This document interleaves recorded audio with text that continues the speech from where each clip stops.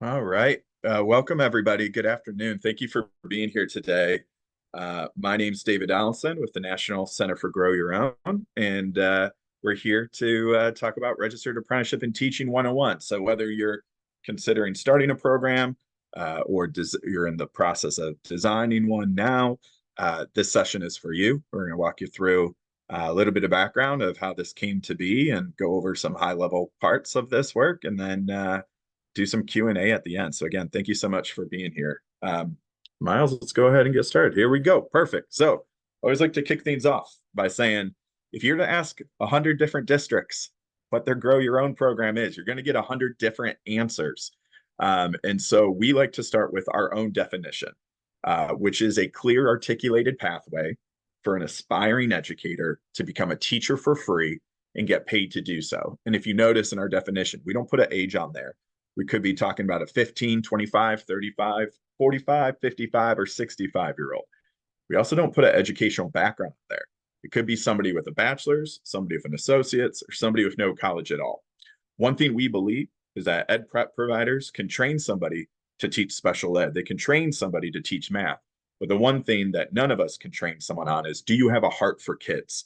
We want school districts to be able to identify those individuals who have a heart for kids and then remove those barriers, those financial barriers, and put them on a clear, articulated pathway to become a teacher for free and get paid to do so.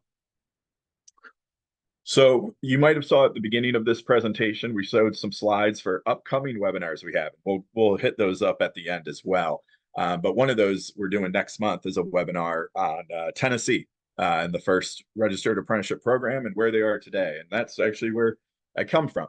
Myself and two of my colleagues, Ben Gagney Maynard and Miles Woodall, come from the Tennessee Department of Education, where I was the lead author on the first ever registered apprenticeship program in the nation, getting the teacher occupation approved. And we'll talk more about that and creating Tennessee's Grow Your Own program. So we work with states and districts and universities all across the country to launch or expand Grow Your Own programs and or registered apprenticeships now for teachers as well as principals. We got the principal occupation approved last year in North Dakota, and now that's available for the rest of the country.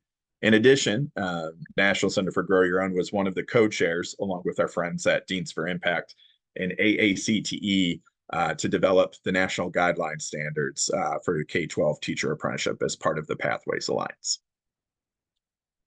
And so when I was chief of human capital for Tennessee Department of Education, the problems we were trying to address around the teacher shortage that everyone was dealing with, and frankly, in many places still dealing with. But here were the specific problems we were trying to address. Number one, we wanted to remove the financial barriers for our aspiring educators. Number two, over 20% of our vacancies were in special ed or English as a second language. So often our most vulnerable students were the ones who didn't have the teachers they needed or deserved. Number three, feel free to laugh, but we wanted to eliminate the concept of a first-year teacher. How could we better prepare you to be more than day one ready? Number four, we had significant educator diversity issues in Tennessee. And so how could we improve that? And then finally, I don't work in government for the first time in over 15 years, so I can speak a little more freely. But in Tennessee, we had 42 ed prep providers during my tenure. And I can honestly say that not all were created equal in terms of quality. And at the same time, we had a lot of rural districts in Tennessee where the closest provider could be well over an hour away. So you'd have what we'd call EPP deserts. We have significant access issues. So you have quality issues and access issues. So how could we address those? So what we did was we launched a competitive grant. This was our Grow Your Own grant, and it was for ed prep providers. But in order for them to apply, they had to have letters of agreement with a district or a consortium of districts. And we put certain non-negotiables in place.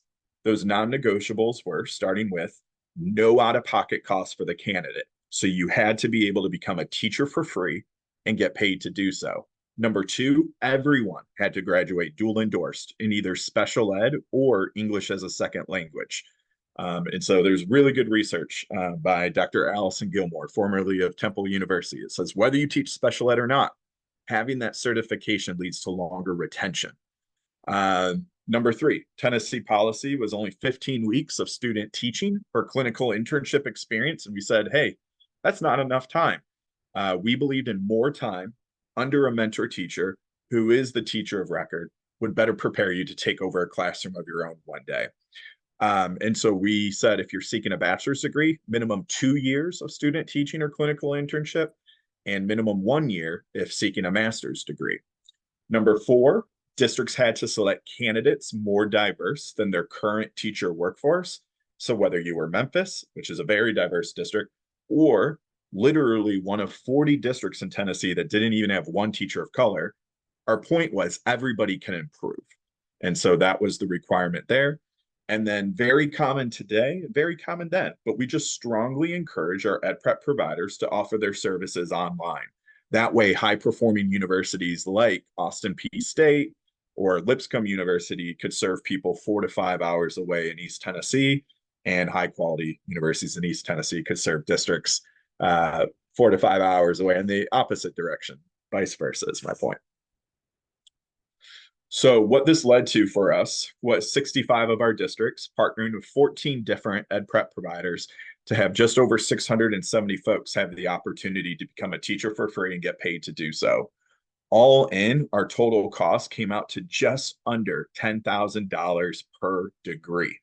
So by leveraging this competitive grant format, we were able to significantly drive down the costs to cover the cost of the degree. We ended up seeing candidates of more diverse backgrounds now going to higher performing universities. And then specifically, due to that increase in length in student teaching or clinical internship experience from 15 weeks to either 1 year or 2 years, that's when we were approached. And someone said, this sounds a lot like a registered apprenticeship program. But I had never heard of that. So I said, what's a registered apprenticeship?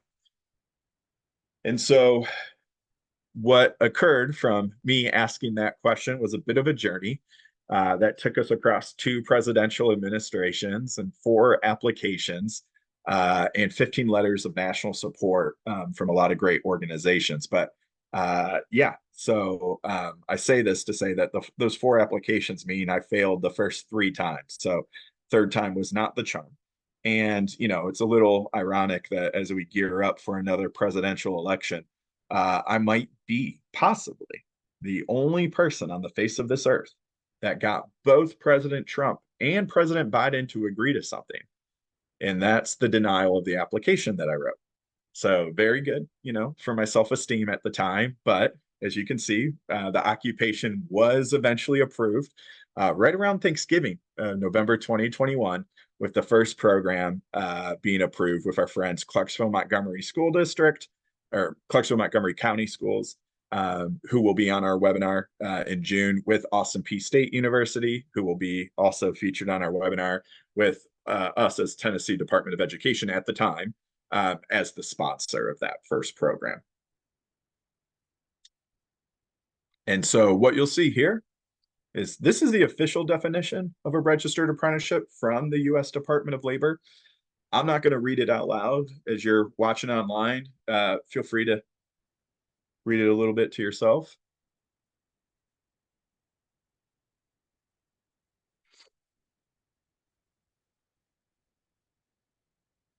And so if we could just go back to that slide for a second, Miles. I feel like sometimes when people see this slide, I get questions of, David, it kind of sounds like it's saying a registered apprenticeship is an apprenticeship that is registered. It's not necessarily the most clear or helpful definition. So as Miles alluded to in the next slide, we try to translate it into education speak. And so we like to say that a registered apprenticeship in teaching, it's the best of both worlds. It's that idea, yes, you're getting that degree, you're doing your ed prep classes while also getting that extensive hands-on experience under a K-12 certified teacher who's your mentor, and they're also the teacher of record. But I think the best part of all is the thing that's never made sense to me historically, is that we pay tuition to a university to provide free labor to a school district, and we call that student teaching. That in and of itself has prevented minimum thousands, if not tens, if not hundreds of thousands of individuals from pursuing their dream of being a teacher, that barrier. And so a registered apprenticeship means you must get paid during that student teaching or clinical internship experience. And I want to be perfectly clear here because we never want to be accused of being snake oil salesmen.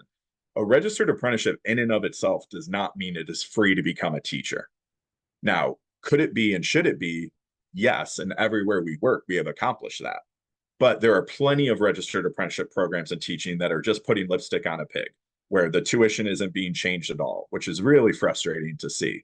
And so I want to be clear, though, that it does mean you must be paid during the student teaching. Should it be no out-of-pocket costs as well? Yes, and it can be, but it's not required that there's no out-of-pocket costs. So I just want to make sure we have that clear difference. So even though just with that earn and learn model, though, it is a significant help in this process. It can be even more than that. And so we also like to say, to our education folks, we should be thinking about registered apprenticeships and teaching as a phase 2 of a high quality grow your own or a teacher residency program. In other words, the best day to have started a grow your own program was yesterday. Therefore, the second best day is today. We don't think registered apprenticeship in and of itself should be a brand new initiative. It should not be its own silo. It should build off of what we know already works. And so if you're a district on this call today, or you're an ed prep provider on this call today, and you already have some great grow your own or teacher residency partnerships, great, more power to you. You should then consider codifying those via registered apprenticeship. But if you don't have a program yet, then use registered apprenticeship as an opportunity to start a conversation about building, identifying the right partners and building the right kind of program for your district in its respective context or your state. And so we view registered apprenticeship to support financial sustainability or expansion of what we already know works. And again, I want to be clear, we got to be careful. There's bad actors out there. There's people saying, hey, we can help you launch a registered apprenticeship and everything will be perfect. And it's like, you might want to look into those things. Again, those programs that are still charging people out-of-pocket costs, I'm going to push back on that because, again, we've been able to launch programs in over 20 states that have no out-of-pocket costs. So it's possible, it's been done at scale, and that's the way this work should be as we move forward. And so the way we're able to reduce these costs and ensure no out-of-pocket costs is that we believe the only way to make this truly sustainable and scale is by driving down the costs the ed prep providers in the first place. And so you see it all the time. There's universities like Vanderbilt and Harvard that offer free tuition if your family makes under 100K or under 150K. And nationally, enrollment is down in ed prep providers over the last 10 years. So they need us just as much as we need them. And so what we've learned is when we go to a university, we have amazing deans all across the country that are doing incredible work. But sometimes what they'll say is, David, I don't control tuition at my university.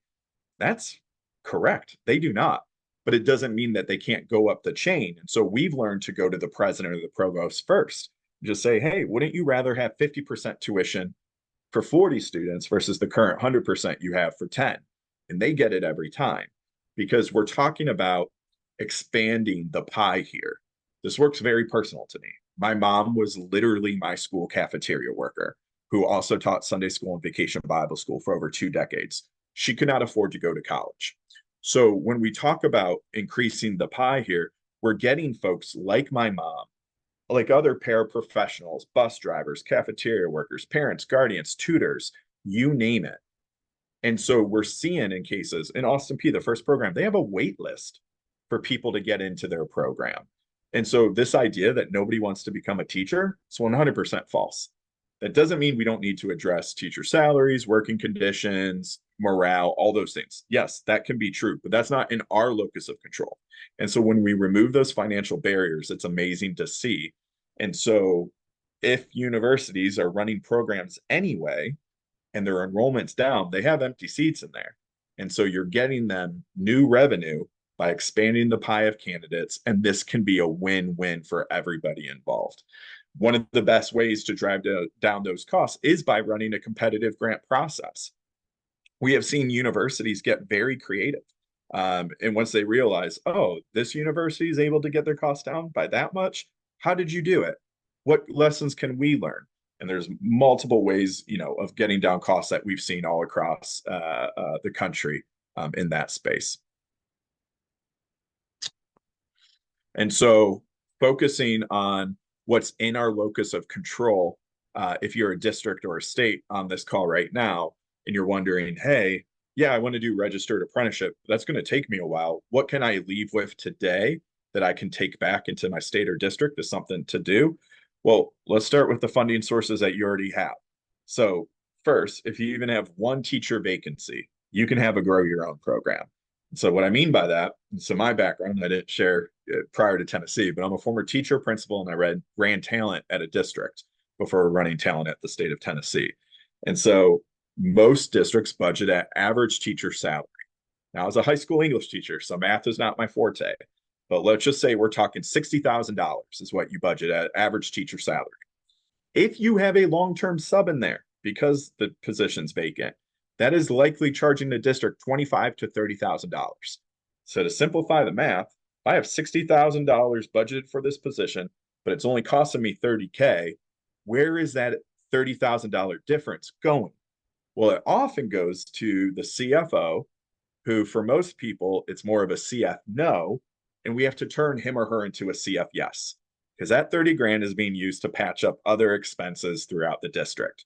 Instead, we have seen and we recommend that 30K be used to pay for two paras to finish their degree. If we're getting the cost of a degree down to $10,000 on average, then that could even in that scenario pay for three people to finish their degree to become a teacher. So that we start with there. ESSER funds, yes, the deadline's coming up of September that they all have to be spent down. Yes, there's talks of extensions, but use ESSER while you have it is our point. Title II, Title III, IDA can all be used. State general funds, we have a little lower just because those are your most flexible funds. So it's important to be able to have, use those for different items that pop up. Perkins 5, Secretary Cardona put out a good Dear Colleagues letter that gave more flexibility for Perkins funds to support grow your own programs, including paying for the first 2 years of a 2+2 program. And then we always push for leveraging available funding at the high school level. You got to be doing dual credit, dual enrollment, early college programs. Get those high school students as much college credit as possible on the front end, which then takes less time once they graduate high school to finish the degree, as well as fewer costs. You might be asking yourself, how are they using IDA and Title III for grow your own programs or, and eventually registered apprenticeship programs? Well, you may remember in the beginning of my presentation, I mentioned that we require dual endorsement of special ed or ESL. So now if I'm doing special ed, I can pay for up to 50% of it with IDA funds, or Title III, I can pay for up to 50% of an ESL program if I'm requiring that certification with my Title III funds. On the flip side of this, districts should be covering the salaries for any registered apprenticeship program. It makes no sense when apprenticeship funds are used to cover salaries. If you have vacancies in the first place, if you have teacher vacancies, you almost certainly have paraprofessional vacancies. So because of that, this now becomes, let's attract people into those vacant para roles first. And then that way, any money we get goes solely to tuition, books, fees, etc. This also can be used as a recruitment strategy. Come and work in our district for 1 year, 2 year, 4 years, and we'll pay for you to become a teacher. That's a huge advantage for a district to be able to offer folks. You'll also see, we already reiterated on the previous slide, but never pay market rate tuition. There's always room to negotiate with universities.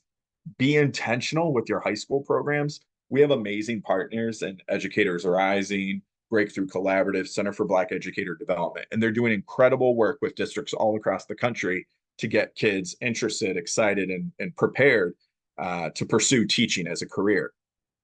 What we can't afford to do as a nation then is take the thoughts and prayers approach that once they leave us in the high schools, that they then have to magically navigate enrolling in college, figuring out financial aid, and then best of all, paying tuition in their final year to work for free in a school district as part of their student teaching. No, no, no, no, no. So we got to get rid of thoughts and prayers and have an articulated pathway, a clear articulated pathway that builds off of the investments that districts and states are making again, with our amazing partners at Ed Rising, Breakthrough Collaborative, and Center for Black Educator Development, so that we don't have a leaky pipeline. We cannot afford to lose those students. And then finally, a lot of districts have tuition reimbursement programs. I challenge folks to turn those around into tuition investment programs. Tuition reimbursement requires folks to pay out of pocket first. It also means they're paying market rate tuition more times out of not. And so how can you actually leverage your tuition reimbursement funds and actually braid them with your Title II, your Title III, your Perkins, so that you're building that pool of funds to run a competitive grant to get EPPs to come to you and lower their costs. And at the same time, what more loyalty do you need from someone who's already been working for you for 5, 10, 15 years? Why do we have to do reimbursement? Why don't we invest in them to begin with? What more do we need from a parent or guardian who's literally sending you every day their most valuable investment, their child, and they come to your school every day? So those are the things, just different things folks can think about and apply it to their district or from a state lens as well. And so in an apprenticeship program, this gets more into the 101 phase of things, but we wanted to provide the background and then also how you can financially get things rolling. Any registered apprenticeship program is going to have a sponsor, an employer, and a related instruction provider. A related instruction provider is just fancy speak or labor speak for an ed prep provider. Who is the entity that's providing the training, the courses that the university will be offering? The employer is always going to be the school district. And then the sponsor is the entity that is overseeing the program, the dotting of the I's, the crossing of the T's, the one that collects the data and reports it out. The sponsor, our bias is we are strong believers in that state education agencies should play the role of sponsor, but a sponsor can be the state, it can be a district, it can be a university, it could be a regional consortium, it could be a nonprofit. It's very open-ended. And so our bias is for states so that they take on the reporting, but also it's the best way to assert quality control in these programs. Once you have a sponsor, an employer, and a related instruction provider, ultimately you will go to either the U.S. Department of Labor or your state apprenticeship agency staff to get your program approved. They're the body that officially approves the program to operate. And within any program, there has to be the following key components. Minimum of 2,000 hours of training. To be clear, we've been able to get programs approved everywhere except for one below 2,000 hours. That 2,000 hours comes from this traditional idea of working 40 hours a week and 50 of the 52 weeks. We know that's not the case of a traditional school year. It's typically more of 180 days or 10-month type 9 or 10-month calendars. And so we've been able to get this idea of one school year be approved in those cases. A progressive wage schedule, that just looks like the step and lane schedule of a paraprofessional. You just want to be able to show that there's increases in wages over time. Related instruction, all that is the course and sequence or the course schedule of the classes you take from the related instruction provider. So just imagine fall semester, I'm taking these courses, winter, I'm taking these. And, I'm entering with an associate, so I need 2 years to get my degree. So it's 2 years worth of courses.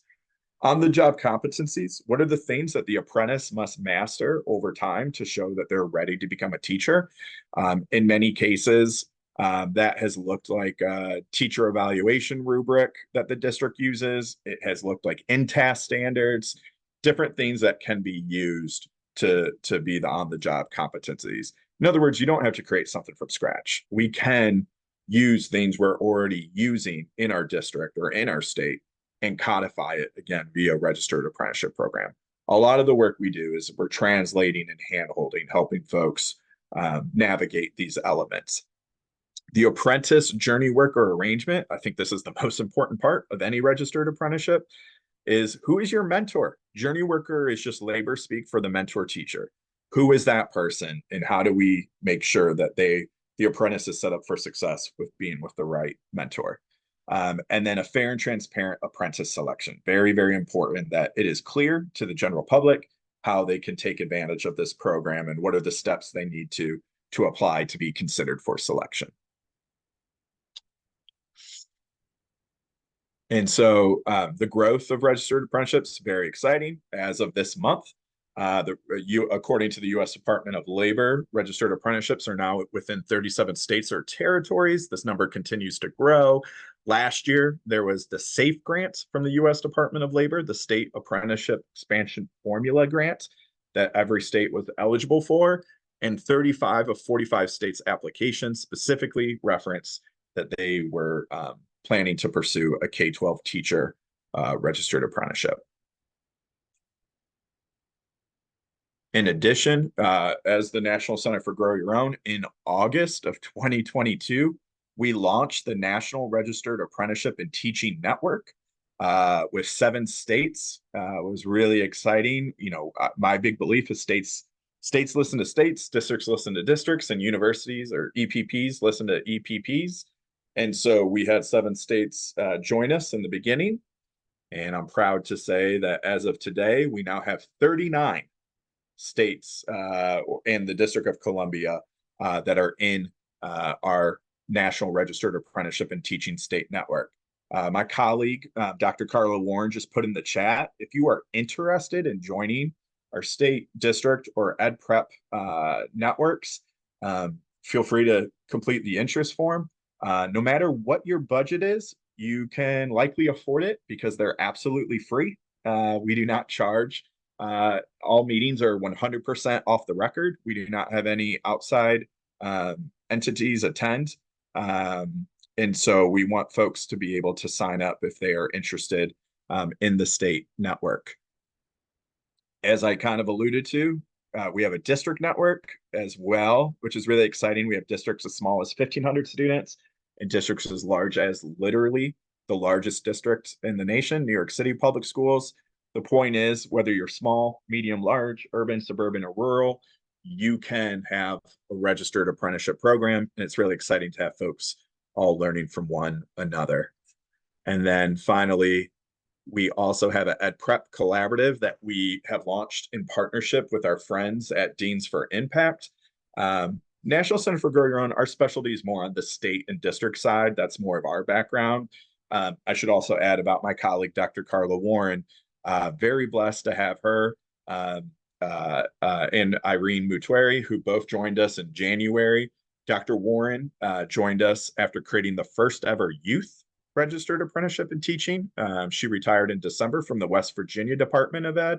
She's also a nationally board certified teacher. And Irene Mutueri joined us most recently from Tufts University. So we do have some higher ed experience as well, and very excited about the growth of our team. And so as this work has grown, this has made, there's all these negative stories about teacher shortages and nobody wants to become a teacher. And that's just totally false. It's just not true. We got to change that narrative. And so very excited that, teacher apprenticeships, frankly, in my opinion, it's just a Trojan horse. We've used it as a Trojan horse to say, let's have a different conversation. That conversation being, why can't you become a teacher for free and get paid to do so? But we've been able to have our work featured in Washington Post, PBS NewsHour, NPR, in addition to, Education Week and other K-12 Dive, other education journals, but I mean national news. So it's really exciting to see the momentum taking place and saying, why have we always done things a certain way? How can we actually improve on best practices from other industries, as well as best practices that strong Grow Your Own and teacher residency partnerships have always done? And so with that, we have our contact information in here. Again, there's links in the cert, or there's links to fill out if you're interested, if you're a state, if you work for a state labor or education agency, if you work for an ed prep provider, if you work for a school district, if you're interested in joining any of our networks. And with that, feel free to submit any questions into the Q&A, and I will do my best to try to speak to some of those. So, I see our friend Joe Paul. If you don't know, the Council of State Governments recently put out a great document, builds off of, it's really helpful for public sector apprenticeships. And specifically, they have examples, if states or districts or universities are interested in elementary school teachers, as well as paraeducator apprenticeship standards. So as I mentioned about on-the-job competencies and things like that, you can check out the great work that they did. Shout out also to Mary Wirtz, my friend there as well. And Joe, we hope to see you at our conference again next year. We're happy to be helpful in that. Quentin from Wisconsin, good to see you. There are many states with a large indigenous population. Besides general desire or diversity, language or cultural immersion schools may want them specifically. Have any states had First Nations tribes be sponsors? Have any had them as partners as journeymen? That's an awesome question, Quentin. The state that I want you to keep your eye on, there's actually a few states. Alaska, Hawaii, and North Dakota. So there's only so much I can say because those are all states we're actively working with. So it's always important for them to be able to shine, not for us to steal their thunder. But there's a lot of thoughtfulness, and even I want to be clear, not necessarily from an indigenous population, but just from recognizing cultural competencies. Massachusetts is taking a strong focus there. And so what I'll speak to broadly is that, a lot of the times there's a desire to diversify the teaching profession.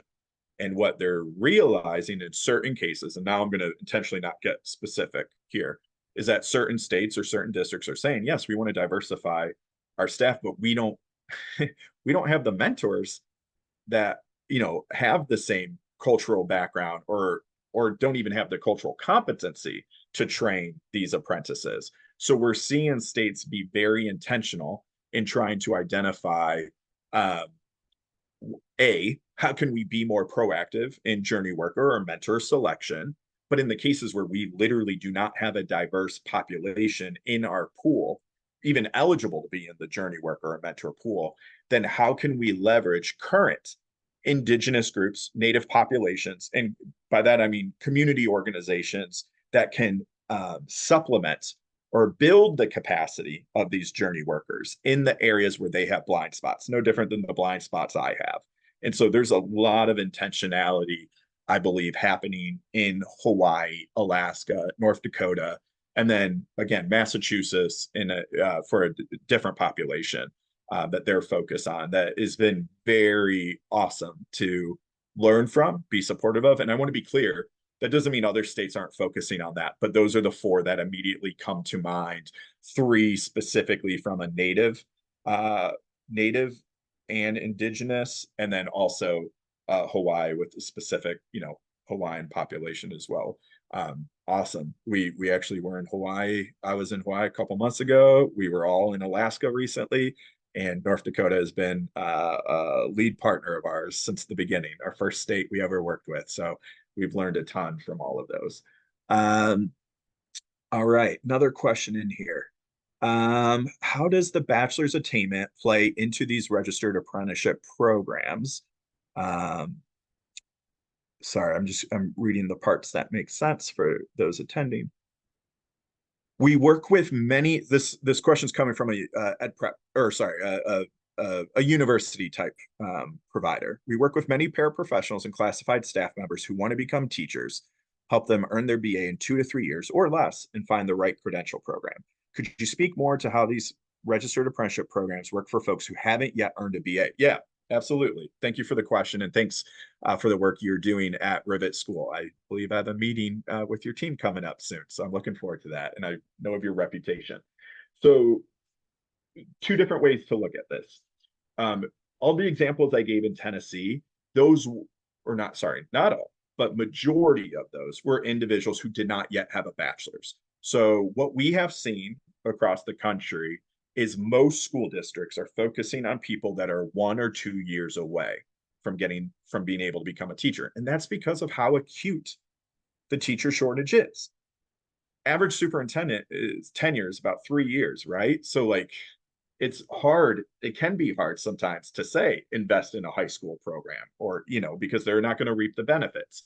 So what we've learned in a lot of the states and districts we've worked in, we start with people who either already have a bachelor's or already have an associate's.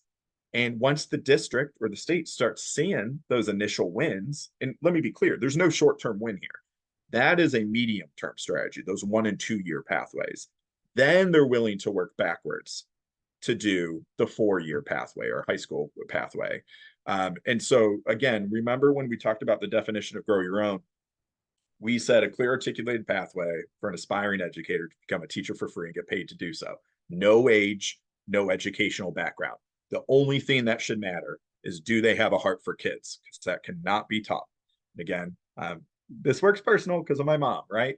And so my mom didn't have any college credit. And so I think programs like Rivet School and others, yes, registered apprenticeships can leverage programs that get somebody towards the bachelor's, and then your program may not be an ed prep provider. It may get somebody to a bachelor's in, and my apologies, but just let's say educational studies or liberal arts, just a generic type degree. We have seen universities then partner then with a separate ed prep licensure or certification entity, like our friends at TNTP, for example, that then gets them certified. I personally, I think there's different paths for different people. There are some individuals who already know, I want to be a teacher. So I believe in those cases, their bachelor's should be in education. Their bachelor's should be in teaching in the registered apprenticeship program. If they do not yet, from an HR lens, there's nothing wrong with helping people get a degree who don't yet know they want to be a teacher, but through the process may then decide, you know what, I now want to teach. And so I think there's value in both types of institutions. Ones that it's a bachelor's degree plus licensure on the back end. And then there's others that are just, getting the degree in teaching to begin with. And I think it's important to have different opportunities for different individuals. I think the best example is, there could be somebody who's been working in a district for 20 years. They're a bus driver and they're great with kids. They don't necessarily know they want to be a teacher yet. Let's get them the degree so that if they change their mind, they then can get the license afterwards. That's where I'm going with this. Can you share examples of pathways that start with 11th or 12th grade high school students? Thank you for the question. Carla, are you able to join? Turn your screen up. Yeah, perfect. Carla, Yep, do you want to take absolutely. a stab at that? Sure. Thank you. Thank you for that question, Mr. Harmon. So in West Virginia, I had the privilege of creating the first youth apprenticeship that was state sponsored. And the program that I created was a program that started in 11th and 12th grade at the high school level. So that program allowed students to complete 24 credit hours during their high school experience toward a bachelor's degree in education. So effectively, they were completing 1 year of college credit at no cost to the student towards that degree in education prior to exiting high school. So that program allowed them to earn 4 course credits, 4 3-hour course credits that were general ed, and then we wrote curriculum for 4 courses, 3-hour courses that were education foundation courses. And so the students did about 115 hours of field experience during that high school experience, which if they were registered as apprentices, they were paid for those hours. So we started, as David mentioned earlier in the presentation, we started with a grow your own pathway. And then phase 2 was the registered apprenticeship, which takes a longer time to implement simply because you have to have your employers on board. There are lots of logistical pieces that have to take place at the district level. So that grew a little bit at a slower pace than the grow your own pathway. Both are continuing to grow with the intent that that would be offered in every high school in the state in the future. So the students completed that 1 year of college credit while they're still in high school. They would go to a partner institution. In our pilot year, we had 15 partner educator preparation programs and 37 counties out of 55 in the state of West Virginia that participated. They would go to the college environment, complete 2 years. In code in West Virginia, they have to complete 125 hours of field experience during the college experience. So again, if they were registered as an apprentice, they are paid for those hours. And then in this model, this particular model, we have an undergraduate, mandated undergraduate residency in place in the state of West Virginia. So currently, any traditional ed prep student has to do a year-long residency to conclude their ed prep. So in the Grow Your Own apprenticeship pathway, those students are also in the year-long residency, but they are identified as the teacher of record. The difference being our county systems committed to hiring a full-time employee who would serve as a cohort supervisor. So there may be 2 or 3 apprentices in one high school or in one school in the county or in one area region of the state, and that full-time employee was the second layer of support for that teacher of record. So they're earning a salary, benefits, and seniority in that final year of college as the teacher of record. And then if an opportunity is available, that county hires that teacher. Otherwise, they provide them with a strong recommendation and help them find a job in a neighboring county. Just thinking about the population that I worked in here in West Virginia, low SES, rural Appalachian students, first generation college going students, thinking about generational poverty and the opportunities for those students to stay, live, work, and contribute to workforce development in their community was a strong attraction for our high school students. So would love to share more about that if you have any specific questions. All right. Thank you, Carla. Miles, I can't remember if I have some appendix slides or if you remove those, go straight to the other webinars. Yeah, just jump through those, go straight to the webinars. So we have, oh, go back to, yeah, this is good. So next week we have a webinar for pretty much just an open Q&A like this at this part of the thing. Again, feel free to submit your questions now if you have additional questions. We're happy to answer them to the best of our ability. But yes, we will have just an open office hours one with Carla, Ben, and Miles.